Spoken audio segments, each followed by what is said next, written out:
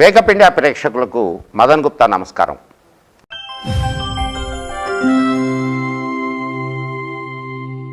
Wake up India .tv latest updates ముందుగా మీకు రావాలనుకుంటే సబ్స్క్రైబ్ చేసుకోండి. అలాగే పక్కనున్న బెల్ ఐకాన్ని క్లిక్ చేయండి. ఈరోజు మనం ఓ గొప్ప రాజకీయ నాయకుడిని కలవబోతున్నాం. రాజకీయం అంటే సంపాదన మార్గం కాదు, రాజకీయం అంటే జాతి చైతన్యానికి మార్గం అని భావించే నిస్వార్థమైన నిర్మలమైన రాజకీయవేత్త మాజీ ఎంపీ శ్రీ జితేందర్ రెడ్డి గారు.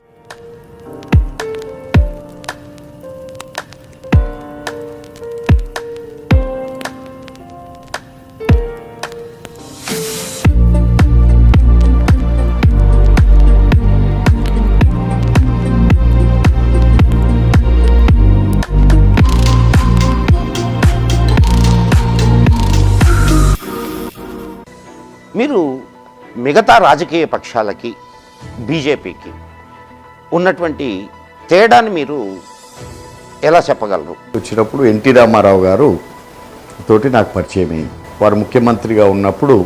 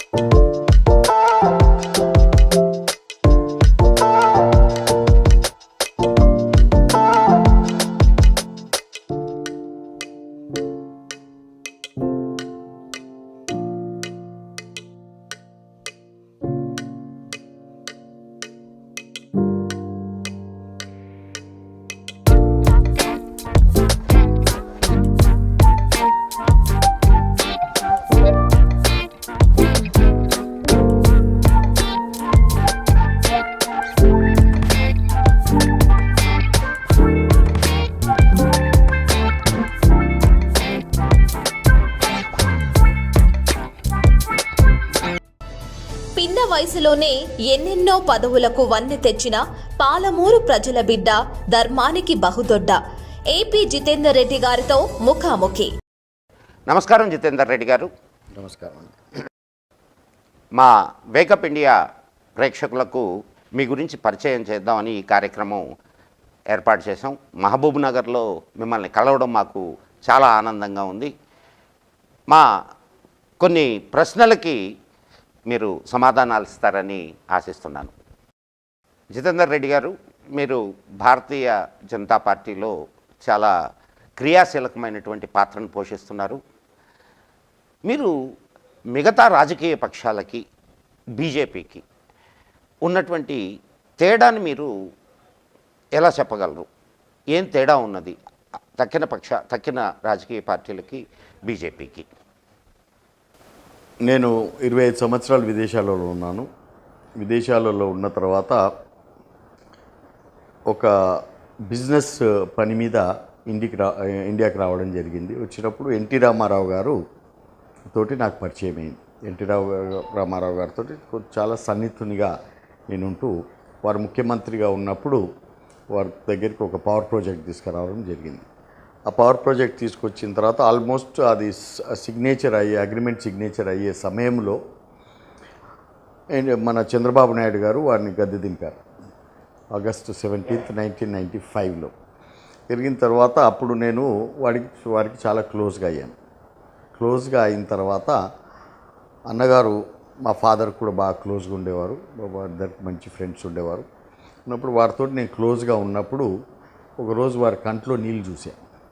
కంట్లో నీళ్లు చూసినప్పుడు నేను అడిగేవాడిని, సార్ మీరు ఎన్నో సినిమాలు చేశారు, 350 సినిమాలు చేశారు, 2 స్టూడియోలు ఉన్నాయి, ఇంత మంచి ఆస్తులు ఉన్నాయి, ఇంతమంది థియేటర్లు ఉన్నాయి, పైన కబడ్లో వజ్రాలు ఉన్నాయని చెప్తారు, ఇన్ని పెట్టుకొని కూడా మీరు ఎందుకు అనవసరంగా ఈ ప్రజల మధ్యలో ఇది చేస్తున్నారు అది ఇదని చెప్పి అన్నాడు.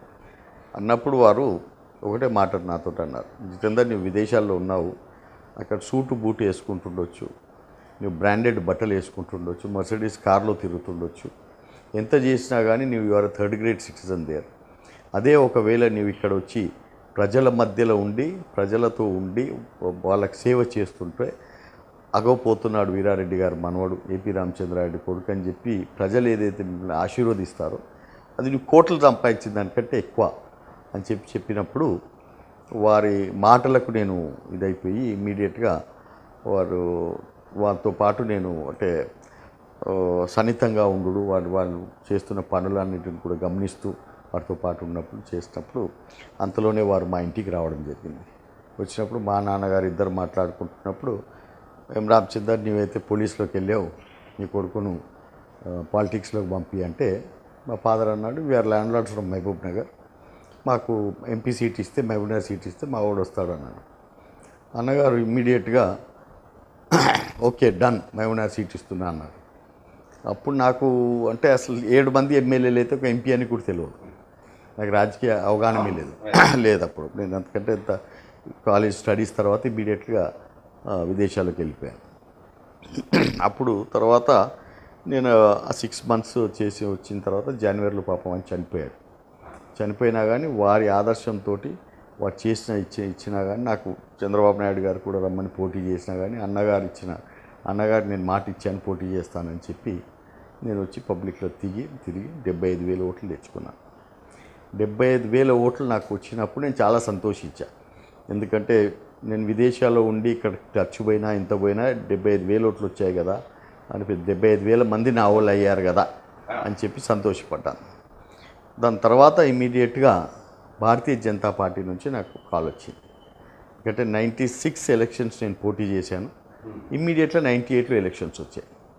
వచ్చినప్పుడు భారతీయ జనతా పార్టీ నుంచి నన్ను పిలుపు వచ్చి నువ్వు తప్పక భారతీయ జనతా పార్టీని ఓడిపోతావు, నువ్వు గెలవవు, అయినా కానీ ఈ పార్టీలో వచ్చి పనిచేయాలి, నీకు సీట్ ఇస్తాం మేము అన్నప్పుడు భారతీయ జనతా పార్టీ గురించి నేను చాలా విన్నాను. చిన్నప్పటి నుంచి కూడా ఆ పార్టీ యొక్క క్రమశిక్షణ, ఆ పార్టీలో ఉన్న ఆర్ఎస్ఎస్ విధానం ఏదో విధంగా చిన్నప్పుడు నేను కూడా శాఖకి వెళ్ళేవాడిని, నేను కూడా కట్టె తిప్పేవాడిని, దండ తిప్పేవాడిని, దాన్ని నేను కూడా చెడ్డీ వేసుకొని పొద్దున్న శాఖకి వెళ్ళేవాడిని. అవన్నీ చూసిన తర్వాత ఇంతమంది పెద్దవాళ్ళు ఉన్నప్పుడు అదేది వాజ్పేయి గారు, అద్వానీ గారు అటువంటి వాళ్ళందరూ కూడా ఉన్న పార్టీలో నన్ను ఆహ్వానిస్తున్నారని చెప్పి నేను దాంట్లోకి రావడం జరిగింది. వచ్చిన తర్వాత 45 రోజులు నేను ప్రచారం చేశాను, 45 days మా మహబూబ్ నగర్ భారతీయ జనతా పార్టీ కార్యకర్తలతోటి నాయకులతోటి కలిసి నేను ప్రచారం చేసినప్పుడు అంటే మార్నింగ్ నేను 5:45 లేసేవాడిని, 5:45 అంతా రెడీ అయ్యేవాడిని, 5:45 నుంచి రాత్రి 2:45 దాకా ప్రచారం చేసేవాడిని. 45 రాత్రి 2:45 వరకు ప్రచారం బస్ వచ్చి ఆ 2:45కి అలిచిపోయి ఒక 3 hours పడుకొని అదే వచ్చి వేసుకున్న బట్టలే నైట్ డ్రెస్ అయ్యేది, అంటే ఓపికే ఉండేది కాదు ఇక బట్టలు మార్చుకుని. దాని అట్లా ఆ విధంగా 45 days ఎప్పుడైతే నేను వీరితో పాటు పనిచేశానో నా లైఫ్ స్టైల్ మార్చేసింది. నా లైఫ్ స్టైలు యాక్చువల్లీ అంటే నేను హ్యాపీగో లక్కీ మ్యాన్ని. ఐ యూస్ టు బి అంటే నా విదేశాలలో ఉన్నాను కాబట్టి ఆ స్టైలు, ఆ పార్టీసు, ఆ విధంగా బిజినెస్ వ్యవహారాలు, కథలు, అది అంతా ఆ style of living was a different thing. కానీ భారతీయ జనతా పార్టీలోకి వచ్చిన తర్వాత ఒక క్రమశిక్షణ ఏ విధంగా అంటే 7 o'clock మనం పలానా ఊర్లో ఉండాలా అని చెప్పి టూర్ ప్రోగ్రామ్ ఇస్తే 7 o'clock ఆడ ఉండాలా, ఆడ ఉండి అక్కడ ప్రతి వాడలు తిరగడం చేయడం. దాని తర్వాత హిందుత్వ గురించి అనేది ప్రచారం చేయడం, చెప్పడం. మంచి ఏదైతే వాజ్పేయి గారు అంటే వారు చేసిన కవితలు కానీ దానివన్నిటికి కూడా చాలా ముగ్ధునైపోయి అప్పుడు రామ్ మందిర్ 96లో జరిగిన రామ్ మందిర్ దాని గురించి తెలుసుకొని ఏ విధంగా హిందుత్వ గురించి ఇంత మంచిగా తీసుకొచ్చి దీన్ని రక్షించాలి అని చెప్పి చూస్తున్న దానికి నేను ప్రభావితమైపోయి నేను ఎప్పుడు కూడా చెప్పడం జరిగింది ఏంటంటే నా క్రమశిక్షణ అనేది ఏదైనా నేర్పిందంటే అది భారతీయ జనతా పార్టీ అని చెప్పడం జరిగింది ఎప్పటికైనా కానీ. ఆ విధంగా పార్టీలో పనిచేయడం జరిగింది. పార్టీలోకి వచ్చిన తర్వాత 98 ఎలక్షన్స్లో నేను ఓడిపోతానని చెప్పి నా కార్యకర్తలు వాళ్ళందరూ కూడా మా శ్రమతోటి మేము అందరితోటి ఒక 20,000 votes తోటి నేను ఓడిపోయా 98 తోటి, అంటే ఆల్మోస్ట్ నియర్కు తీసుకొచ్చా. దాని తర్వాత నా అదృష్టం కొద్దీ మళ్ళీ 99లో మళ్ళీ ఎలక్షన్స్ వచ్చాయి. అప్పటికి I was a well versed, అంటే ఏంటి, what is politics, what is కార్యకర్తలు, ఓటింగ్ అనేది ఏంది, ఎట్లా ఏది అనేది నాకు టోటల్గా అర్థమైన తర్వాత 99లో 50,000 మెజార్టీతో నేను గెలిచాను ఎంపీగా. భారతీయ జనతా పార్టీ నుంచి గెలిచినప్పుడు నేను చాలా సంతోషపడ్డా. ఎందుకంటే ఇంత మంచి క్రమశిక్షణ ఉన్న పార్టీలో, అది కూడా నాకు ఢిల్లీలో వాజ్పేయి గారితో, అద్వానీ గారితో, పెద్ద ప్రమోద్ మహాజన్ గారితో, వెంకయ్య నాయుడు గారితో, వీళ్ళందరితో పెద్ద పెద్ద నాయకులతోటి వాళ్ళతో సమానంగా కూర్చునే అవకాశం నాకు వచ్చినందుకు చాలా సంతోషించిన తర్వాత కూడా, ఎందుకంటే కొంతమంది బాధపడ్డారు నేను గెలిచినందుకు. ఎందుకంటే చాలామంది ఏమనుకున్నారంటే, మేము 30 ఏళ్ళ నుంచి ఏదైతుందో మేము పాటు పడుతున్నాము, మేము రాలేకపోయాం, కానీ జితేందర్ రెడ్డి ముందుకు వచ్చి ఇమ్మీడియట్గా గెలిచిపోయాయంటే నేను వాళ్ళందరికీ కూడా కన్విన్స్ చేశాను. ఏమనంటే చెప్పాను, బాబు నా అదృష్టం ఏదైతుందో అది అప్పుడు ఒక మంచి యాడ్ వచ్చేది. ఒకరేమో ఇట్లా చేప వేసుకొని కూర్చొని చాలాసేపు గంటల కొద్ది నిలబడి చేప పట్టుకోటి ట్రై చేసేవాడు. ఒక అతను కట్టెకి ఇట్లా క్విక్ ఫిక్స్ పెట్టి నీళ్ళల్లో ఇట్లానే చేపలు దొరికాయి. అయితే నేను చెప్పేవాడిని, బాబు నాకు అట్లా చేప దొరికింది క్విక్ ఫిక్స్ పెట్టుకోండి. మీరు పడ్డ కష్టం అండ్ మీరు చూపించినటువంటి ఆ చిత్తశుద్ధి, అది ప్రజలు ఐడెంటిఫై చేస్తుంటారు. అంతేగాని ఇప్పుడు లక్ ఎస్, కానీ గాలిలో దీపం పెట్టి దేవుడా అంటే కాదు కదా. నేను ఆ రోజు గెలిచిన రోజే టౌన్ హాల్లో ఎప్పుడైతే నాకు సన్మానం చేశారో ఆ రోజే నేను కార్యకర్తలకు కానీ ఆర్ఎస్ఎస్ వాళ్ళకి కానీ అందరికీ కూడా నేను చెప్పడం జరిగింది, మీరు నన్ను గెలిపించారు, మీరు నాకు క్రమశిక్షణ నేర్పారు, మీరు చెప్పారు కాబట్టి I will be your person. మీరందరికి కూడా ఎన్ని బాధలు పడ్డారో నాకు తెలుసు, 30 ఏళ్ళ నుంచి పడ్డ బాధలను నేనున్నాను. బట్ డోంట్ థింక్ దట్ నేను గెలిచినంత మాత్రాన అవుతుందో ఐ విల్ బీ. ఆ స్నేహము, ఆ ఫ్రెండ్షిప్ ఇప్పటికీ నేను వాళ్ళకు ఇవ్వాలటి దాకా కూడా, అంటే again I'm back in to Bharatiya Janata పార్టీకి వచ్చిన ఆ పాత పరిచయాలు ఎప్పుడు నేను మరవలా. వాళ్ళు ఎప్పుడు కూడా నేను ఏ పార్టీలో ఉన్నా ఎక్కడ ఉన్నా వాళ్ళు కూడా నన్ను వాళ్ళు అనుకునేవారు, నేను వాళ్ళని కూడా నా వాళ్ళు అనుకునేవాడిని. ఆ విధంగా దానికి ముగ్ధుని అయిపోయి వాళ్ళ క్రమశిక్షణ పార్టీ ఉన్నారు. దాని తర్వాత ఎందుకంటే నా హ్యాబిట్ వాజ్ అడ్మినిస్ట్రేటివ్ మ్యాన్. నేను వర్క్ చేస్తే, అంటే నేను రాజకీయంలోకి వచ్చింది కూడా ఏంటంటే, if you have power in your hand you can do something to people. If you don't have, ఖాళీ ఒక వాలంటీర్ ఎన్జిఓలు లాగా ఉంటే ఎవరికి కూడా దాంట్లో ఇది ఉండదు. ఒక అధికారం అనే చేతిలో ఉంటేనే ఎవరైనా కానీ వింటారు, ఇది ఉంటుంది, చేసి ఉంటుంది. కాబట్టి నేను దేవుని దయ వల్ల దేవుడు నాకు అన్ని రకాలుగా, అన్ని విధాలుగా, ఆర్థికంగా కానీ, హెల్త్ కానీ, నా కుటుంబాన్ని కానీ అన్ని విధాలుగా నాకు ఇచ్చాడు. ఇచ్చినప్పుడు నేనేం డిసైడ్ చేశానంటే, ఎస్ నాకు ఇచ్చాడు దేవుడు, నేను కూడా ప్రజలతో ఉండి వాళ్ళకి నా శాత నేనంతా నేను ఇస్తాను అని చెప్పి ఆ రోజే డిసైడ్ అయిపోయాను. డిసైడ్ అయిపోయిన తర్వాత 2004లో నాకు సిట్టింగ్ సీట్ రాలేదు, బికాజ్ ఆఫ్ సమ్ రీజన్స్ రాలేదు. రాకపోయినప్పుడు ఇమీడియట్గా నన్ను టీడీపీ వాళ్ళు పికప్ చేసుకున్నారు. టీడీపీలో పికప్ చేసుకున్నా కానీ I was again with BJP వాళ్ళ కార్యకర్తలు అందరు నా వాళ్ళు కంపల్సరీ నాతోటే ఉన్నారు. ఈరోజు మొత్తం దేశం మొత్తం పరిస్థితి ఎట్లా ఉన్నదంటే, అంటే ఇంతకుముందు కాంగ్రెస్లో కూడా సంఘలో నిక్కర్లు వేసుకొని గణవేష్లో శాఖకు పోయినటువంటి వాళ్ళు కొన్ని పరిస్థితుల వల్ల అన్ని పార్టీల్లో, రాజకీయ పార్టీల్లో ఉన్నారు. కానీ మళ్ళా మాతృ సంస్థ ఏదైతే ఉందో దాంట్లో మనకు మంచి అవకాశం వచ్చినప్పుడు అందరూ మళ్ళా దే ఆర్ కమింగ్ బ్యాక్. అదే దాని తర్వాత కూడా నేను టీఆర్ఎస్ పార్టీలోకి వెళ్ళడం జరిగింది. అక్కడ I got the highest post.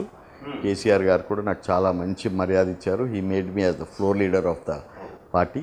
ఢిల్లీలో 5 ఏళ్ళు నేను పార్టీకి ఫ్లోర్ లీడర్, 14 మంది ఎంపీలు నా కింద ఉండేవాళ్ళు. సో అక్కడ కూడా నేను తెలంగాణ పేరు కథ అంటే నా బేస్ వేసింది బీజేపీ. సో ఆ క్రమశిక్షణ నేను ఎప్పుడు మరవలే.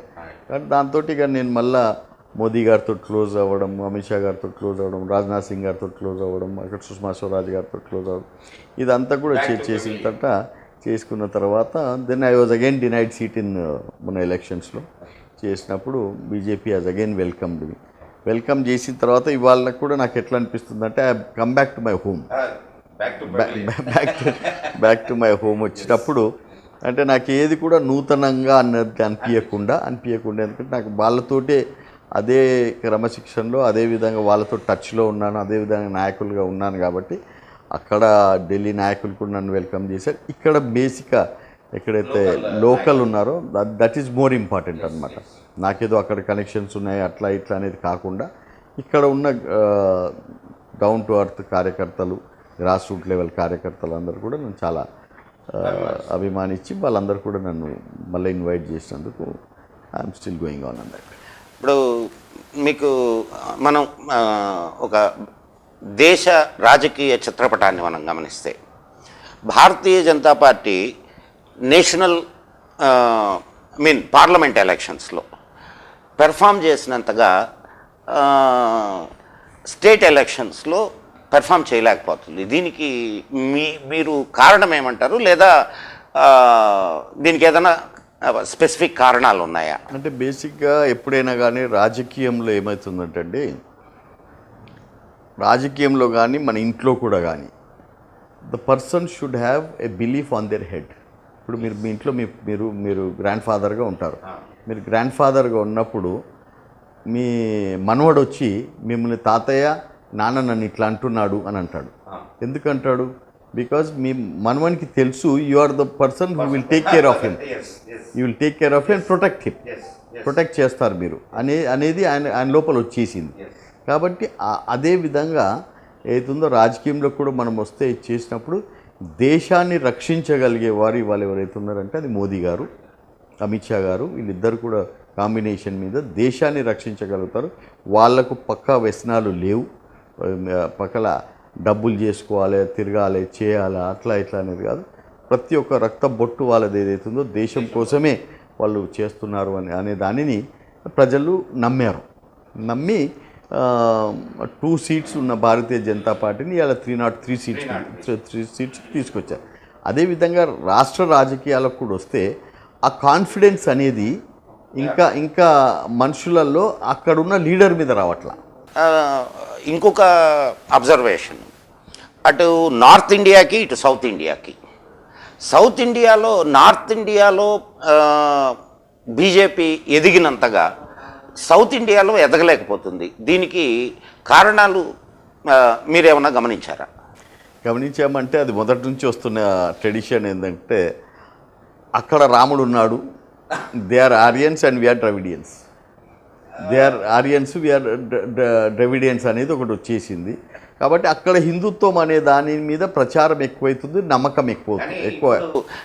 ఆ థీరీ ఏదైతే ఉందో, ఇది Dravidian theory, Aryan Dravidian theory, అది బోగస్ అని మొత్తం ప్రపంచం అంతా దాన్ని అంటే బోగస్ థీరీ అనేది ప్రపంచం అంతా దాన్ని ఒప్పుకున్నా కానీ వెన్ యూ గో త్రూ అంటే ఆ విశ్లేషణకు వస్తే దాన్ని చూస్తే దాన్ని చదువుతుంటే కథ చేస్తుంటే definitely there is a difference between that. అక్కడికి ఇక్కడికి తప్పక ఉన్నది కాబట్టి దాన్ని ఇంకా ఓవర్కమ్ కావడానికి కొంచెం టైం పడుతుంది. But definitely people will try to, అంటే ఇప్పుడు ఇక్కడ ఉన్న వాళ్ళు కూడా లోపల కూడా సౌత్ ఇండియాలో కూడా టుడే ఎస్ మోదీ గారు, అమిత్ షా గారు, బీజేపీ, హిందుత్వ అనే దానిని ఇక్కడ వాళ్ళు కూడా నమ్ముతున్నారు. కాబట్టి that is the wave which has been created. That వేవ్ను రాజకీయంలో ఎప్పుడు ఎట్లుంటుందంటే you have to catch it and deliver it. చేస్తున్న ఆ సమయంలో మనం ఇక్కడ కూడా ప్రాపర్గా you should have a proper leader. ఇప్పుడు కాంగ్రెస్ ఉన్నది, why Congress has totally failed? They have never encouraged state లీడర్స్ని ఎంకరేజ్ చేయలేదు. That's why there is a vacuum, lot of vacuum is there. అట్లా కాకుండా భారతీయ జనతా పార్టీ ఏం చేసిందంటే సిద్ధాంతపరంగా ఎక్కడున్నా కానీ ఏడు చూసినా కానీ నార్త్ సైడ్లో ముఖ్యంగా వాళ్ళంతా కూడా they have developed the party cadre, అదంతా కూడా చేయడం జరిగింది. సౌత్లో కొంచెం అంత నిఘా పెట్టలేదు, వాళ్ళు కూడా పెడుతున్నారు. అంటే ఇంకొక అంటే ఇట్స్ మై అబ్జర్వేషన్, బీజేపీలో కింద ఉన్నటువంటి ఒక కార్యకర్తకు కూడా ఒక వాయిస్ ఉంటుంది. ఇది నేను గమనించింది. మీ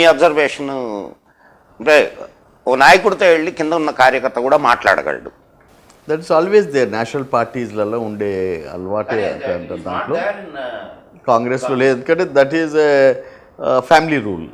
ఫ్యామిలీ రూల్ కాబట్టి వాళ్ళకి అథారిటేటివ్గా రూల్ వచ్చేసింది కాబట్టి అయినా కానీ నేను చూస్తున్న దాని ప్రకారంగా అప్ టు సోనియా గాంధీ వచ్చినంత వరకు కూడా ఇందిరాగాంధీ, నెహ్రూ వాళ్ళ రాజీవ్ గాంధీ నడిచినప్పుడు దెర్ వాజ్ లిటిల్ ఫ్రీడమ్. ఎందుకంటే వెన్ ద హయ్యర్ ఎవరైతే లీడర్స్ ఉన్నారో ఆ టైంలో, పెద్ద పెద్ద లీడర్స్ ఉన్నారో వాళ్ళ మాట నడిచేది.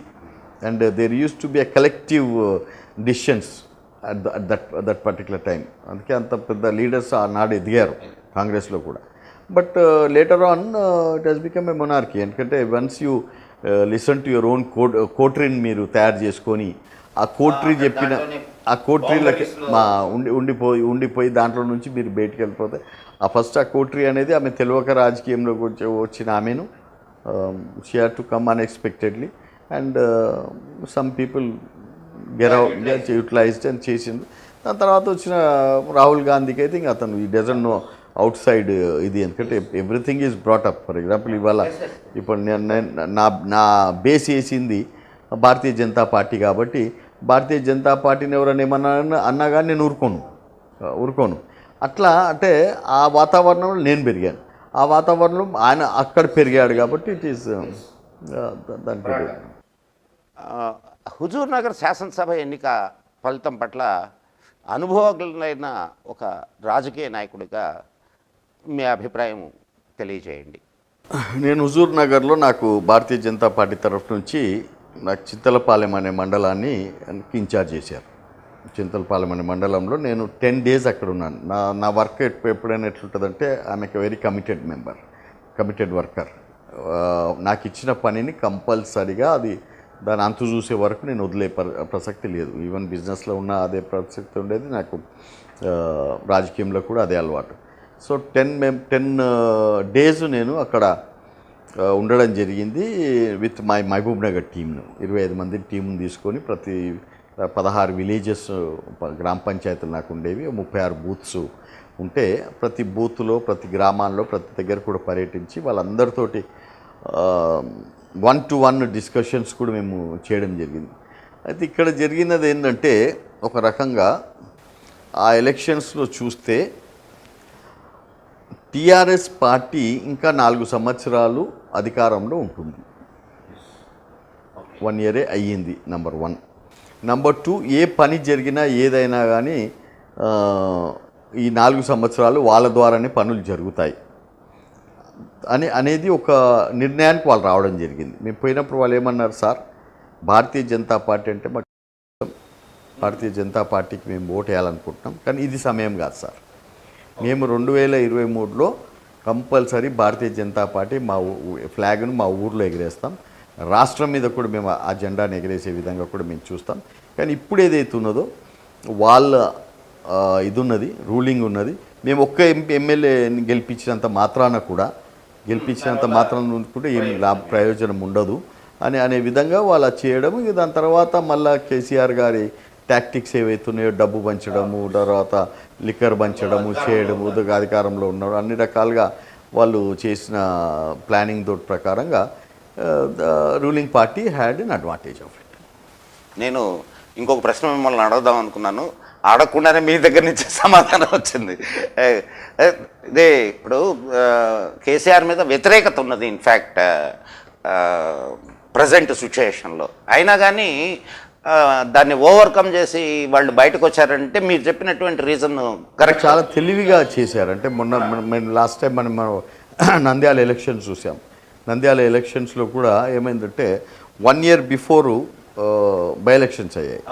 1 year బై ఎలక్షన్స్ అయినప్పుడు అప్పుడు ఏం చేశారు, టీడీపీని ఇమ్మీడియట్గా వాళ్ళు ఏం చేశారంటే ఆ క్యాండిడేట్ను ఎంత మెజారిటీతో గెలిపించారు. కానీ 1 yearలో ఎప్పుడైతే జనరల్ ఎలక్షన్స్ వచ్చినాయో జనరల్ ఎలక్షన్స్లో పబ్లిక్ బాధ్యులు కాదు, ఎవరికి బాధ, వాళ్ళ మీద ఒత్తిడి ఉండదు, వాళ్ళ మీద ఇది ఉండదు. కాబట్టి చాలా ఫ్రీగా చేశారు. ఎవరికైతే మెజార్టీస్ ఇచ్చి గెలిపించారో వాళ్ళ డిపాజిట్లు కూడా పోగొట్టారు 1 yearలో. అంటే చాలా తెలివిగా ప్రజలందరూ కూడా గమనిస్తున్నారు what is happening, what is అని. ఎవరైతే ఇప్పుడు విర్రవీగుతున్నారు, మాకు మెజారిటీ వచ్చింది అని అంటే అది ప్రాపర్గా పొలిటికల్ అనాలిసిస్ కాదని చెప్పి ఇప్పుడు ఈ మధ్యనే మహారాష్ట్ర అండ్ హర్యానా ఎన్నికలు జరిగినాయి, రిజల్ట్స్ కూడా మనం చూస్తున్నాం. వాటి మీద మీ విశ్లేషణ ఏమిటి? నా విశ్లేషణ ఏంటంటే people want to have a check and mate. Check వాళ్ళు ఏంటంటే మరీ ఎవరిని కూడా ప్రజలు చాలా తెలియపర్లండి, చాలా తెలియపర్లు. వాళ్ళు ఎవరిని కూడా మొత్తం అధికారం ఇయ్యరు. ఎందుకంటే అధికారం అనేది మొత్తం ఇస్తే వాళ్ళకు తెలుసు ఎవరైతే అవుట్ ఆఫ్ లిమిట్ వెళ్ళిపోతారు, విర్రవీగుతారు అనేది ఒక ఇది ఉన్నది. కాబట్టి వాళ్ళు they also have seen that yes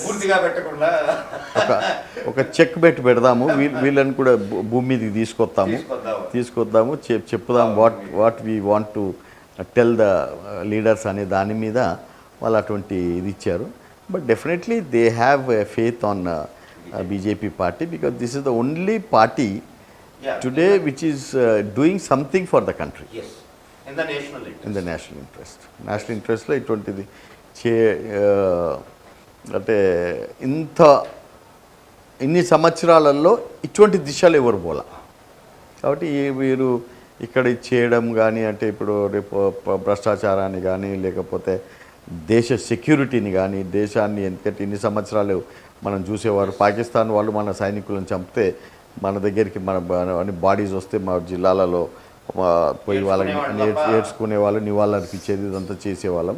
కానీ ఇప్పుడు నేను మొగనున్నాను నిలబడ్డాన్ని రారా చూసుకుందాం అనే విధంగా ఏదైతున్నదో ఇప్పించారో that has given a very good అంటే ఒక మనగాడు ఉన్నాడు మనకు కూడా రేపు పొద్దున మనకి రెస్పెక్ట్ చేసుకోవటానికి అని చెప్పి అనేది. నాట్ ఓన్లీ దట్ ఏ విధంగా అయితే మోదీ గారు he is dealing with all the national other country leaders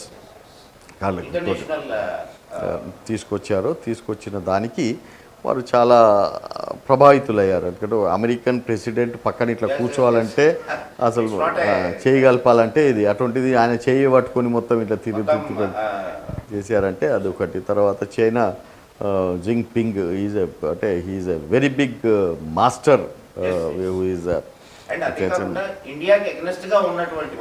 కంట్రీని ఆయనకు మన ట్రెడిషన్ ప్రకారం అడ్డపంచ కట్టించారంటే కట్టించారంటే ఈ సంథింగ్ అనే దాని మీద వీ హ్యావ్ గాన్. బట్ ఒకటి ఏంటంటే స్టిల్ అదే అన్నట్లు మహారాష్ట్రలో భాజపా శివసేన ఇద్దరు కలిసి పోటీ చేశారు. ఇప్పుడు శివసేన వ్యవహార శైలి పూర్తిగా మారిపోయింది. దీన్ని మనం ఎలా చూడాలి? అంటే శివసేన ఈజ్ ఆల్వేస్ నేను చూసిన దాని ప్రకారంగా వాళ్ళు వారియర్సు అండ్ మరాఠా దీంట్లో వచ్చిన వాళ్ళు ఎప్పుడు కూడా అధికారం చేపట్టుకుందాము అనే విధంగానే వాళ్ళు ఎప్పుడు ముందుకెళ్ళిన తర్వాత మన బీజేపీ పార్టీ ఏదైతే ఉన్నదో అక్కడ మన హిందుత్వ సిద్ధాంతము కథా కార్ఖానా అనే విధంగా వాళ్ళు నడుస్తున్నారు. అంటే ఈ రెండు ఈక్వేషన్స్ చాలా మటుకు ఏంటంటే అక్కడ ఉన్న శివసేన లీడర్స్ అలా అగ్రెసివ్ లీడర్స్ అన్ని రకాలుగా బ్రేక్స్ ఏది పార్టీ బీజేపీ పార్టీ అంటే వ్యవహార స్టైల్లో దాంట్లో వాళ్ళకు కొంచెం కాన్ఫ్లిక్ట్ మొదటి నుంచే ఉన్నది. ఎందుకంటే బాంబే ఈ such a place, it's a business place. ఆ బిజినెస్ ప్లేస్లలో వాళ్ళు ఎకనామిక్ క్యాపిటల్ అక్కడ కావాల్సింది ఏంటంటే దేని కూడా నడుస్తుంది. parallel economy also goes down there. Unless a parallel economy బాంబేలో జరిగితే ఆ స్టైల్ ఆఫ్ లివింగ్ అనేది కూడా ఎవరు చేయలేరు. ఏమవుతున్నదంటే ఆఫ్టర్ ఫడ్నవీస్ వచ్చిన తర్వాత మళ్ళీ తర్వాత పైన ఉన్న వీళ్ళు కొంచెం ఇవన్నిటికి అంకుశం పెట్టి చేసిన దాన్ని మొదటి నుంచి కొంచెం శివసేన కానీ ఎన్సీపీ కానీ వాళ్ళందరూ కూడా కొద్దిగా they were not happy on that. And luckily ఏంటంటే okay the time came that they thought that we have to go down ఎవరు శివసేన. బట్ అన్ఫార్చునేట్లీ ఏమైందంటే మన బీజేపీ దీనికి వాళ్ళు కొంచెం సీట్స్ ఎక్కువ, Shiv Sena gain some more seats. So అది అనేది వచ్చింది. But as far as I think అనుకుంటున్నారు. ఎందుకంటే ఇప్పుడు ఎన్సిపి అండ్ శివసేన రెండు కలిస్తే గవర్నమెంట్ ఫామ్ కాదు. They have to again take the help of Congress తోటి తీసుకోవాలి. మళ్ళీ శివసేన కాంగ్రెస్ తోటి పోతుందా అనేది They are not ready to take the Sharad Pawar and అదే అదే Congress, అదే అదే అదే అన్నందుకు. But what I feel is they want to just bargain and tell the Yes. BJP బాబా ఆప్కా పూరా నహీ చలేగా హమారా భీ हमारा भी चलेगा. హమారా భీ చలేగా అనే రకంగా వాళ్ళు they want to just show their existence. కానీ బీజేపీ శివసేనకు ముక్కుతాడేయాల్సిన అవసరం ఉందా లేదంటారా? అంటే బాస్ ఇది ముక్కుతాడు వేయాలి అనే దాంట్లో దెర్ ఆర్ డిఫరెంట్ యాంగిల్స్. ఎందుకంటే I have seen the world. I have seen the world. నేను 25 years అబ్రాడ్లో ఉన్నప్పుడు కూడా ఎవ్రీ ఇయర్ ఒక కంట్రీకి నేను వెళ్ళేవాడిని, చూసేవాడిని, ఇది చేసుకుంటూ పోయాను. అంటే live and let live policy కూడా ఉండాలి. విన్ విన్ సిచ్యువేషన్ దీంట్లో ఉండాలి. Plus live and let live policy కూడా ఉండాలి. అంటే మరీ ఏంటంటే ఎస్ లేదు we'll put you down we'll అంటే తొక్కేస్తాను మిమ్మల్ని చేస్తాను అన్నప్పుడు ఆ తొక్కుడు అనే దాంట్లోనే ఉన్నది గడబడు. ఆ తొక్కుడు అనేది మళ్ళీ స్ప్రింగ్లా కొడితే పైకి లేస్తుంది. కాబట్టి అది మళ్ళీ రివర్స్ కొట్టకుండా చూసుకోవాల్సిన అవసరం ఉన్నది. ప్రాపర్గా బ్యాలెన్స్ గివ్ అండ్ టేక్ పాలసీల వాళ్ళతోటి చేసుకొని చేస్తే I can think is okay. Shiv Sena definitely elections కు ముందు కూడా శివసేన ఇదే గేమ్ ప్లే చేసింది. ఎందుకంటే the people are with them. ఇప్పుడు ఇవాళ కూడా వాళ్ళకి వర్డిక్ట్ వచ్చిందంటే it is the people who said that yes we also want Shiv Sena here అన్నారు. అన్నప్పుడు లేకపోతే they would have given sweep to BJP if they have really totally satisfied with BJP. అక్కడ కూడా గెయిన్ అయింది. అంటే ఇప్పుడు బేసిక్గా రాజకీయంలో అర్థం చేసుకోవాల్సింది ఏంటంటే you can not have a dictatorship. This democracy people are watching you in every angle.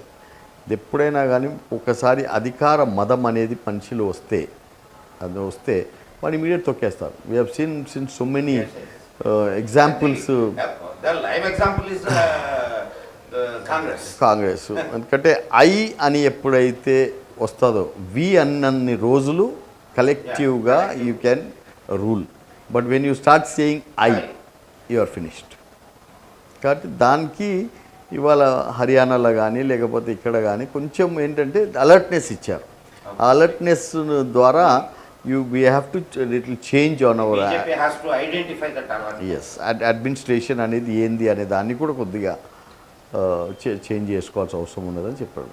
Of course national politics నుంచి స్టేట్ పాలిటిక్స్ కొద్దాం కొంచెం సేపు. 6 సంవత్సరాల టీఆర్ఎస్ పాలనలో 46,000 జీవోలు మాయమయ్యాయనేటటువంటి ఒక విమర్శ వినిపిస్తుంది. దాని పట్ల బీజేపీ కార్యాచరణ ఎలా ఉంటే బాగుంటుంది అనుకుంటున్నారు? మాయమయ్యావి అనేది అంటే we don't have say in to the అడ్మినిస్ట్రేషన్లో వాళ్ళ ఫైల్స్ ఎట్లుంటాయి ఏంది అనే సెక్రటరియట్ యాక్సెస్ అయితే మాకైతే లేదు. ఇవన్నీ కూడా బట్ డెఫినెట్లీ చాలా హేరాఫేరీలు జరుగుతున్నాయి. చాలా రకంగా జియోలను వీటిని ఇచ్చిన వీటిని కూడా అమలు చేయకుండా ఏదైతుందో తప్పించుకోవటానికి చేయడం, ఇవన్నీ సెక్రటరియట్ బిల్డింగ్ మార్చడానికి కూడా అదొక కారణం. అవన్నీ పేపర్స్ దొరకకూడదు అనే దానికి కూడా అంటే వాళ్ళు ఒక పర్సనల్ ఇంట్రెస్ట్గా ఇవన్నీ కూడా చేసుకుంటున్నారు. కళ్ళెదురుగానే కనపడుతున్నాయి మనకు. కాబట్టి దాంట్లో డెఫినెట్గా రేపు పొద్దున వీటి మీద చర్చలు జరగాలి. ఇవంతా మళ్ళా మేధావులు కూర్చోవాలి. అన్ని రకాలుగా అన్ని రంగాలలో ఉన్న నిపుణులందరినీ కూడా వెంబడి పెట్టుకొని తీసుకొని ప్రజలందరికీ కూడా అవగాహన చేపించి పలాంది అవుతున్నది కథ అవుతున్నది అని చెప్పి ప్రజల్లో విశ్వాసం తీసుకొచ్చిన తర్వాత then we can take an action on that. మీరు తెలంగాణ రాష్ట్ర ముఖ్యమంత్రి గారిని అంటే కేసీఆర్ గారిని చాలా దగ్గరగా పరిశీలించారు, కలిసి పనిచేశారు కూడా. రెండవసారి ముఖ్యమంత్రిగా పదవీ ప్రమాణం చేసిన దగ్గర నుండి ఆయన ప్రవర్తనలో తేడా స్పష్టంగా కనిపిస్తుంది అని మీరు అనుకుంటున్నారా? అందుకు మీరు అనుకుంటున్నటువంటి కారణాలు ఏంటి కాస్త మా ప్రేక్షకులకు తెలియజేయండి. అదే చెప్తున్నాను కదా, యాజ్ లాంగ్ యాజ్ మీకు అదే చెప్తున్నాను, ప్రజలలో ఎవరి లోపలన్నా కానీ అహం రాకూడదు. ఎప్పుడు ఆయన మొన్నటిదాకా అంటే అసెంబ్లీ ఎలక్షన్స్ అయ్యేంత వరకు వి అనే అడ్మినిస్ట్రేషన్ నడిపాడు. వి అనే దాని ప్రకారంగా అందరం ఒకటే, అందరం కలిసి సాధించినాం, అందరం కలిసి తీసుకున్నాం, చేసుకున్నందుకే తెలంగాణ వచ్చింది, అందరం కలిసి ఏతుందో దీన్ని బంగారు తెలంగాణ వైపు తీసుకెళ్దాం అనే రకంగా వచ్చింది. బట్ ఎప్పుడైతే ఆయనకు 88 సీట్లు ప్రజలు ఇచ్చారో అక్కడ హీఈస్ యాటిట్యూడ్ చేంజ్డ్. వి నుంచి ఐకి వచ్చేసాడు. వి నుంచి ఐకి వచ్చేసాడు. ఐ వచ్చిన రోజు నుంచి ఏదైతున్నదో ఈ స్టార్టెడ్ మేకింగ్ బ్లండర్స్. అంటే okay, he should have had a proper vision. ఎందుకంటే many people had contributed for Telangana రావటానికి. అందరూ ఆయన సహకరించారు 5 సంవత్సరాలు ఆయన పాలనను కూడా మంచిగా చేయడానికి. But when he got greedy about making his son as a chief minister, daughter ఏదైతే ఉన్నదో అక్కడ ఫ్లోరిడా అనేది కుటుంబ పాలన అనేది ఆయన మనసులో వచ్చేసిన తర్వాత దట్ డైవర్టెడ్ హిమ్ అండ్ అక్కడ నుంచి తప్పులు చేసుడు మొదలు. అంటే ఆ ప్రక్రియ మనం అందరిలో చూసుకుంటూ వచ్చాం. అందరిలో రావణాసురుడు కూడా ఆనాడు ఎప్పటిదాకా ఆయన శివుని భక్తునిగా ఉన్నాడు. అప్పటిదాకా భక్తునిగా ఉన్నంత వరకు ఆయన అంత మంచి భక్తుడు, ఆయన అంత గొప్పవాడు లేడు.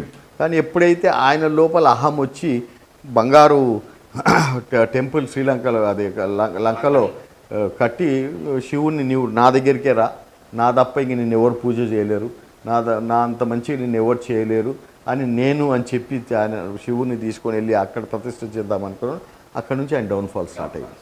సో ఎప్పుడైనా కానీ ఏదున్నా కానీ ఎవరైనా దేవుడైనా రాక్షసైనా మనుషుడైనా ఎవరైనా కానీ అహం అనే దానిని పెంచుకోకూడదు.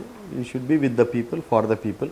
ఎందుకంటే అల్టిమేట్లీ బై ద పీపుల్ కాబట్టి ultimately it is by the people కాబట్టి you have to be very careful. That he missed it. RTC సమ్మెను మనం గమనిస్తున్నాం. ఇవాళ బండి సంజయ్ గారు కూడా కరీంనగర్లో అరెస్ట్ అయ్యారు. అండ్ ఈ ఆర్టీసీ సమ్మె పట్ల కేసీఆర్ గారు, ముఖ్యమంత్రి గారు వ్యవహరిస్తున్నటువంటి తీరు ఎలా ఉంది? దీని పట్ల మీ అభిప్రాయం ఏంటి? అంటే నేను కూడా ఉద్యమంలో ఒక భాగస్తున్నాను కాబట్టి 2010 నుంచి 2014 దాకా ఆయనతో పాటు పక్కల్నే ఉండి అన్ని రకాలుగా ఉద్యమాలు చేసి నెక్లెస్ రోడ్ కానీ, లేకపోతే మన రస్తా రోకోలు కానీ, రోడ్ బంద్ కానీ, రైల్ రోకోలు కానీ అన్నింటిలో పార్టిసిపేట్ అయ్యి నేను కూడా 3 రోజులు జైలు పోవడం జరిగింది. ఇవన్నీ ఉద్యమాలలో కూడా అందరు చేసినప్పుడు RTC played a very big role. RTC ఆనాడు 27 days వాళ్ళు సమ్మె చేసి జీతాలను కూడా లెక్క చేయకుండా, పండుగలను కూడా లెక్క చేయకుండా ఆయన అన్న మాటలు ఏదైతే ఉన్నాయో, ఒకవేళ మన తెలంగాణ వస్తే మిమ్మల్ని కూడా గవర్నమెంట్ ఉద్యోగస్తులుగా పరిగణిస్తామని చెప్పి వారు అనడము. అంతేకాకుండా మీకు ఎటువంటి కష్టాలు వచ్చినా కానీ నేను మీకు ఒక ముళ్ళు గుచ్చుకున్నా నా పంటితోటి తీస్తానని చెప్పి వారు ఇచ్చిన హామీలు, వాగ్దానాలు అది వాళ్ళు గుర్తు చేస్తున్నారు. ఎన్నోసార్లు చెప్పారు, సార్ మాకు ఇట్లా ఉన్నది, ఇది ఉన్నది, ఇంత లాసెస్ ఉన్నాయి, ఇవి ఉన్నాయి, మాకు ఎన్నో అమౌంట్స్ గవర్నమెంట్ నుంచి రావాల్సి ఉన్నది, అవన్నిటిని కూడా ఇస్తే మేము లాభాల్లో పోతాం అది అని చెప్పి వాళ్ళు ఎన్నిసార్లు డిస్కస్ చేసినా కానీ అంటే public RTC and public only. But ఆయన దాన్ని ఒక పర్సనల్గా తీసుకొని ఆర్టీసీ అనే దానిని ఉద్యమాన్ని అనే దాన్ని ఖతం చేయాలి. యూనియన్స్ అనే దానిని ముఖ్యంగా అవి నా మీదకి లేవకూడదు. అంటే ఒకవేళ సపోజ్ ఇఫ్ ఈ successful in curtailing this particular union, ఇంకా వేరే యూనియన్లు ఏదైతున్నో టీచర్స్ యూనియన్ కానీ, రెవెన్యూ వాళ్ళు కానీ, వేరే వాళ్ళందరూ కూడా ఎవరైతే ఉన్నారో ఎవరు కూడా డేర్ చేయరు అనే విధంగా he has taken a stand on that. But ప్రజల పక్షంగా చూస్తే, ప్రజల అభిప్రాయం పక్కన చూస్తే మాత్రం it is a very wrong decision. ఎందుకంటే 47 కోట్ల రూపాయల వాళ్ళ డిమాండ్స్ ఉంటే ఆ 47 కోట్ల రూపాయలు ఇవ్వకుండా 50 కోట్ల రూపాయలు మన హుజూర్ నగర్ ఎలక్షన్స్లో మీరు ఖర్చు పెట్టారు. తర్వాత 100 కోట్ల రూపాయలు ఏదైతుందో అలా డెవలప్మెంట్కు చేస్తానని చెప్పడం జరిగింది. కాబట్టి అవన్నీ అంత మీ దగ్గర చేస్తున్నప్పుడు why you can't help them? ఆర్టీసీని ఎందుకు మీరు పక్క పెడుతున్నారు? ఇప్పుడు as an administrator as an administrator దాంట్లో ఏమైనా తప్పులు ఉంటే దాన్ని సరిదిద్దుకొని వాళ్ళందరూ చేసి ఇమ్మీడియట్గా వాళ్ళ లాభాలను తీసుకొచ్చి చేయాలని ఓకే. అది కూడా కాకుండా సర్వీస్ మోటోలో ఉన్నప్పుడు దేర్ ఆర్ సబ్సిడీస్ ఉంటాయి చేసుకున్నప్పుడు. వాళ్ళకి ఇస్తున్న డీజిల్ ఏదైతే ఉందో డీజిల్ మీద ట్యాక్స్లు లోకల్ ట్యాక్సే పడుతుంది. వాళ్ళకేమి దానివల్ల బెనిఫిట్ అంటే వాళ్ళకు రాయితీ ఏమి ఇవ్వడం లేదు. అండ్ వాళ్ళకు గవర్నమెంట్ నుంచి రావాల్సినటువంటి ఫండ్స్ ఇదవుతున్నాయి. కార్మికుల జీతాల నుంచి కట్ చేసినటువంటి వెల్ఫేర్ ఫండ్ను కూడా ఈ రోజు వరకు ఇవ్వట్లేదు. Main intention is one is he wants to finish off the union. Second thing, if there is lot of assets which belong to RTC అనే దాని మీద ఒక డిస్ఇన్వెస్ట్మెంట్ అనేది ఒక పాలసీ ఉంది కదా. డిస్ఇన్వెస్ట్మెంట్ పాలసీలలో ఏమవుతుందంటే ఆ రేటు, ఫర్ ఎగ్జాంపుల్ చాలా అంటే నేను దగ్గర ఉండి చూశాను దాన్ని. కొన్ని తప్పులు మన ఆ రోజు ఎన్డీఏ ప్రభుత్వం ఉన్నప్పుడు మన దీన్ని కూడా జిందాల్ను చేసినప్పుడు కానీ ఈ హోటల్స్ను వీటినన్నింటిని కూడా డిస్ఇన్వెస్ట్మెంట్ చేసినప్పుడు కూడా ఏమైందంటే ఈ బిడ్డర్ ఎవరైతే ఉంటారో ఆ బిడ్డర్ని మీరున్నారు, నేనున్నాను, ఇంకో మనిషి ముగ్గురు కంపల్సరీ బిడ్ చేయాలి. మా ఇద్దరికి ఏం చెప్తారంటే నీవు హై 20 నీవు తక్కువ చేయని చెప్తారు. మీరు చెప్పిన తర్వాత మీరేం చేస్తారంటే తక్కువ వేసినప్పుడు కంపల్సరీ లోయెస్ట్కి ఇవ్వాల్సి వస్తుంది. ఆ ఇవ్వాల్సి వస్తున్నప్పుడు దాని వెనుక ఉన్న ఏదైతే it is not only the RTC but దాని వెనుక ఉన్న ల్యాండ్, అసెట్స్, కార్ఖానా అంతా will go free to that company. కాబట్టి అటువంటి దాంట్లో చేసి ఇవన్నీ అంటే that is totally a greediness which has come in. ఇక్కడ భారతదేశంలో ఇండస్ట్రియల్ సిస్టమ్ మొనోపలైజ్ కావడం వల్ల ప్రజలు చాలా ఇబ్బంది పడతారు కదా. ఇప్పుడు ఒక చిన్న ఇది 1980s private companies, medical companies ఒక మాత్రని 25 రూపాయలు అమ్మాయి. అదే మాత్రని గవర్నమెంట్ తయారు చేయడం మొదలుపెట్టిన తర్వాత it has came down to 1 rupee. So ఆ మొనోపలీని ఇది చేయడానికి మరి గవర్నమెంటే అట్లా కుదరదు సార్. ఎందుకంటే బిజినెస్ ఈజ్ బిజినెస్, రాజకీయం, అడ్మినిస్ట్రేషన్ ఈజ్ అడ్మినిస్ట్రేషన్. ఎప్పుడైనా కానీ ఏదైతే ఉన్నదో వాళ్ళు చేసే పని మనం చేయకూడదు, మనం చేసే పని వాళ్ళు చేయకూడదు. ఇప్పుడు మెయిన్గా ఇప్పుడు నేను గ్రహించిన దాని ప్రకారంగా గవర్నమెంట్ ఏం చేస్తుంది, ఒక ఐఏఎస్ ఆఫీసర్ను దాంట్లో వేస్తుంది. ఒక కంపెనీ తయారు చేసి మ్యానుఫ్యాక్చరింగ్లో ఆ కంపెనీలో ఒక ఐఏఎస్ ఆఫీసర్ని వేస్తుంది. ఐఏఎస్ ఆఫీసర్ ఎన్ని రోజులు ఉంటాడు ఆడ? ఇప్పుడు ఫార్మా మీద ఇంట్రెస్ట్ నాకు ఉంటుంది. ఫార్మా మీద నాకు ఇంట్రెస్ట్ ఉన్నప్పుడు నేను ఆడ కూర్చుంటే 25 పైసలలో నేను మందు తయారు చేసి నేను మీకు తీసుకొస్తా. బట్ ఆఫ్టర్ దట్ 3 years తర్వాత 100% has to be transferred. 3 years తర్వాత నువ్వు ఉంచనీకే లేదు. నేను అంటున్నది ఏంటంటే ఇప్పుడు ఆ ఇండస్ట్రీ అట్లా గవర్నమెంట్ స్టార్ట్ చేయడం వలన ప్రైవేట్ ఇండస్ట్రీస్ ప్రైస్ హైక్స్ని కంట్రోల్ చేయడానికి అవకాశం ఉంటుంది కదా.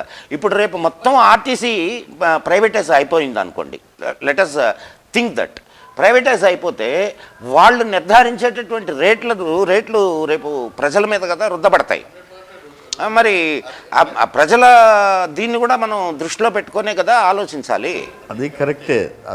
ఆ యాంగిల్స్లలో వచ్చినప్పుడు ప్రైవేటైజేషన్ చేసేటప్పుడు కూడా కొన్ని పారామీటర్స్ ఉండాలి. కొన్ని పారామీటర్స్ దాని మీద చిత్తశుద్ధి, దాని కథ ఎట్లా చేస్తే బాగుంటుందని. ఇంకోటి ఏంటంటే you should take a public opinion on that. This is not the way. ఇప్పుడు రేపొద్దున దిస్ ఈజ్ నాట్, మనం మెట్రో నడుపుతున్నాం, ఇట్స్ పీపీపీ మోడల్లో చేస్తున్నప్పుడు ప్రజలకు చూపించాం, బాబు ఇగో ఇంత లాభం ఉంటుంది, ఇంత ఇది ఉంటుంది, ఈ విధంగా నడుస్తుంది కాబట్టి మీకు సౌకర్యం ఉంటుంది, మాకు గవర్నమెంట్కి సౌకర్యం ఉంటుంది, వారు ఎవరైతే వస్తున్నాడో వానికి కూడా లాభాలు ఉంటాయి. కాబట్టి ఆ విధంగా చెప్పి you should have a proper understanding, public explain చేయాలి. ఇప్పుడు ఇది మూర్ఖత్వం. ఇది ఫర్ ఎగ్జాంపుల్ మీరు ఏమంటున్నారు, రేపు పొద్దున్న నేను 4000 బస్సులను పెట్టేస్తా అంటున్నారు. ఏ ఊరికి ఒక బస్సు వస్తుందండి? నాకు ప్రైవేట్ బస్సు చెప్పండి. ఎందుకంటే ఊర్లలో ఏమవుతుందంటే ఆటోలు రెడీగా ఇంటి ముందర నిలబడి ఉన్నాయి, కమాండర్ జీపులు ఇంటి ముందర నిలబడి ఉన్నాయి పబ్లిక్ తీసుకుపోవటానికి. వారు ఒకవేళ ఊర్లోకి పోతే మనుషులే దొరకరు ప్రైవేట్ బస్సులకు. దొరకనప్పుడు వాడు ఎందుకు నడుపుతాడు? రేపు ఎందుకు నడుపుతాడు? ఇప్పుడు గవర్నమెంట్ అయితే సర్వీస్ ఓరియంటేషన్ కాబట్టి వాళ్ళకి ట్రాన్స్పోర్ట్ 100% దాంట్లో రాత్రి కూడా పాపం ఆడ ఊర్లో ట్రాన్స్పోర్ట్ పోతాడు, రాత్రి కూడా పండుకుంటాడు, నిద్రపోయి తీసుకెళ్తాడు. ఇంకోటి పబ్లిక్కు కూడా ఏంటంటే దాంట్లో ట్రావెల్ చేసేటప్పుడు కూడా సేఫ్టీ అనేది కూడా వాళ్ళకి, ఇప్పుడు లేడీస్ ఉన్నారు ఆర్టీసీ బస్సులో ఎక్కి రాత్రి 12 గంటలకు కూడా మేము దిగినా కానీ మాకు ఏం కాదనిపిస్తుంది. మీ ప్రైవేట్ బస్సెస్లో వాడు ఎక్కడ తీసుకుపోతాడో ఏం చేస్తాడో, ఫర్ ఎగ్జాంపుల్ మనం నిర్భయ కేసు చూసాం, ఢిల్లీలో నిర్భయ కేసు చూసాం, ఇంకా ఎన్నో అటువంటి ఎన్నో కేసెస్ ఉన్నాయి. దాంట్లో భద్రత అనేది కూడా లేదు. కాబట్టి మీరు భద్రత అనేది ఉండదు అండ్ మెయింటెనెన్స్ ఉండదు. ఇప్పుడు ఆర్టీసీ ప్రగతికి రథచక్రాలని చెప్పి రాసుకుంటూ మనం ప్రజల్ని ప్రగతి మార్గాన అన్ని రకాలుగా ప్రైవేటైజేషన్లో కుదరదు. అన్ని everything you cannot take it into this. There should be గవర్నమెంట్లో ఉండి ఏదైతే పబ్లిక్ ఉపయోగపడుతుందో, సేవలు చేసే విధంగా ఉందో దాన్ని ఆ విధంగా నడపాలి. అంతే, నడపాల్సి అవసరం. ఇప్పుడు ఫర్ ఎగ్జాంపుల్ ఆయన ఏమంటాడు ఎయిర్ ఇండియా అని అమ్ముకుంటుంది. అది ఎయిర్ ఇండియా అంటే దట్ ఈజ్ ఎ నెసెసిటీ. ఇప్పుడు పబ్లిక్ ఏంటంటే అది లగ్జరీ ఒక కథ చేసుకునేటప్పుడు వానికి కూడా ఏదైతే ఉందో, ఇప్పుడు రేట్స్ టారిఫ్ పెట్టేశారు, టారిఫ్లో మీరు కంట్రోల్ చేస్తున్నారు. ఇంత డిస్టెన్స్ ఏదైతే ఉందో, ఇప్పుడు హైదరాబాద్ నుంచి మైసూర్ పోవాలంటే 2000 కంటే ఎక్కువ తీసుకోవద్దని అంటున్నారు ఫ్లైట్స్లలో. అటువంటి వెళ్ళగలిగే ఇది వచ్చింది. So that has become a necessity. అటువంటిప్పుడు స్లోగా మీరు వాళ్ళని అలవాటు చేసి మనతో చేపించిన తర్వాత కూడా ఇది వచ్చిన తర్వాత మీ బెటర్ ఫెసిలిటీస్ వస్తాయి అది ఇది అనుకుంటా మీరు ఎక్స్ప్లెయిన్ చేసుకుంటా చేసి మళ్ళీ అక్కడ ఉన్న ఉద్యోగస్తులు ఎవరైతే ఉన్నారో వాళ్ళకి ఆల్టర్నేటివ్ చూపించి, ఇప్పుడు ఫర్ ఎగ్జాంపుల్ 48,000 మంది ఇవాళ ఉన్నారు, ఒక పెన్తో నేను తీసేస్తున్నా అనేది కాకుండా ప్రైవేట్ వాళ్ళు ఎవరైతే బస్సులు రేపు నడుపుతారో ఈ 48,000 మందిని వీళ్ళు అబ్జర్వ్ చేసుకుంటారు అని చెప్పి వాళ్ళకు హామీ ఇవ్వండి. అది కూడా ఇప్పుడు గవర్నమెంట్ సెక్టర్లో ఉన్నటువంటి సెక్యూరిటీ కానీ, లేదు గవర్నమెంట్ సెక్టర్లో ఉన్నటువంటి ప్రజల పట్ల ఉన్న నిబద్ధత కానీ ప్రైవేట్ సెక్టర్లో ఉండదు కదా. మరి అటువంటిప్పుడు ఉండదంటే అంటే అది కాదు సార్, బెస్ట్ పర్ఫార్మెన్స్ బెస్ట్ రావడానికి చిత్తశుద్ధి ఉండి మంచి మనం ఎక్స్ప్లెయిన్ చేసి చేస్తున్న దాంట్లో privatization is not a wrong thing. I'm not ఇది అది రాంగ్ చెప్పట్లేదు, కానీ ఒక ఆల్టర్నేటివ్, ఇప్పుడు ప్రైవేట్ని కంట్రోల్ చేయడానికి ఒక ఆల్టర్నేటివ్ నీ చేతిలో ఉన్నప్పుడు దాన్ని కూడా వదులుకోవడం అనేది ఎంతవరకు తెలివైనటువంటి ఆలోచన? ఈ ఆలోచన మాత్రం this is wrong thing. But వేరే దగ్గర ఎక్కడైతే కొన్ని ప్రైవేటైజేషన్స్ అయినాయో ఆ ప్రైవేటైజేషన్లలో ప్రాపర్గా పబ్లిక్ ఒపీనియన్ తీసుకొని వాళ్ళ సమ్మతి తీసుకొని వాళ్ళతోటి ప్రాపర్గా డీల్ చేసి అన్ని రకాలుగా వాళ్ళకి ఎక్స్ప్లెయిన్ చేసి చేయడంలో తప్పులేదు. వేకప్.ఇండియా.tv లేటెస్ట్ అప్డేట్స్ ముందుగా మీకు రావాలనుకుంటే సబ్స్క్రైబ్ చేసుకోండి. అలాగే పక్కనున్న బెల్ ఐకాన్ని క్లిక్ చేయండి.